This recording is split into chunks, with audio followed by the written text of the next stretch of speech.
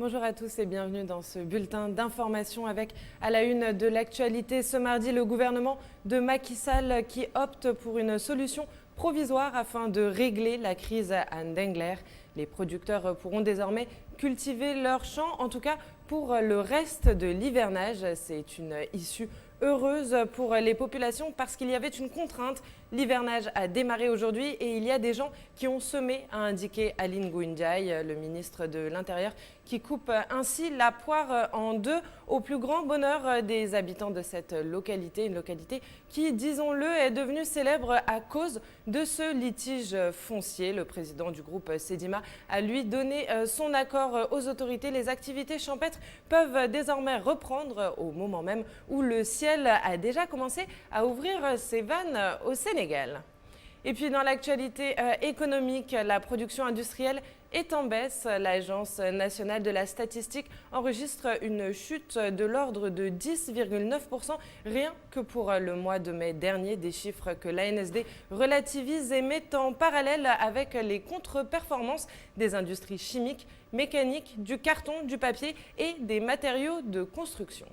Et puis toujours dans l'actualité économique, à 10 jours de la Tabaski, la traditionnelle inflation bat son plein. En plus du mouton, les consommateurs doivent faire face à une augmentation des prix de l'oignon et de la pomme de terre. Comme chaque année à cette période, les prix de ces denrées gonflent soudainement. Comptez donc désormais 10 500 francs pour le sac de 25 kg d'oignons et 10 000 francs pour celui de pommes de terre. Aïssa Toudiak et Souleymane Mbeng vous expliquent pourquoi.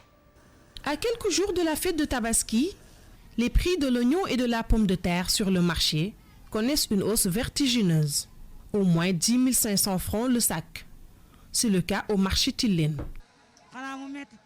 C'est très dur avec la pandémie. Les prix de l'oignon et de la pomme de terre ont augmenté. Et vraiment, ça ne nous arrange pas. Les clientes se plaignent tout le temps et ce n'est pas de notre faute. Cette cliente rencontrée au marché Tilène s'oppose à la hausse des prix des produits. En cette période de crise économique et sanitaire, elle pense que cela risque encore de peser lourd sur les chefs de famille. C'est trop cher, on doit diminuer les prix. Il n'y a plus d'argent, c'est vraiment dur avec cette pandémie. Ce sera un peu compliqué, tout est cher. Cette augmentation éclabousse même les éplucheurs. On augmente nos prix à l'approche de la fête. On le fait à 50, 75, 100 francs. Ça dépend. Plusieurs facteurs combinés sont à l'origine de la flambée des prix, selon les commerçants. Mais l'on sait que quels que soient les arguments, cette situation est banale à chaque veille de fête au Sénégal. Les professionnels des hydrocarbures pourront eux désormais se former à Saint-Louis. La capitale du Nord va se doter d'un centre de formation au métier du pétrole et du gaz. C'est le ministre de l'Emploi et de la formation professionnelle qui en a fait l'annonce officiellement lors de sa visite dans la ville à Thiès, Momar Alisnian et Alétiam. Saint-Louis va se doter d'un centre de formation professionnelle sur les métiers du pétrole et du gaz. Le site de 2 hectares qui va l'abriter à Bango a reçu la visite du ministre de l'Emploi, de la formation professionnelle et de l'artisanat. Le Sénégal a connu fort heureusement ces dernières années des découvertes importantes de gaz et de pétrole. Il était donc important pour l'État du Sénégal de préparer sa jeunesse vers l'exploitation de ces ressources gazières et minières. C'est pour ça que le président de la République a décidé, en partenariat avec la Banque africaine de développement, de construire ici sur ce site un centre de dernière génération sur les métiers du pétrole et du gaz. Le choix de la capitale du Nord pour abriter ce centre de formation n'est pas fortuit. Saint-Louis, c'était le choix stratégique parce que Saint-Louis est à quelques jets de pierre de la Mauritanie avec qui nous partageons, comme j'ai dit, ces ressources. Mais comme vous savez, le président de la République a décidé de construire à Diamniadio un centre aussi de niveau international en rapport avec l'Institut national du pétrole et du gaz.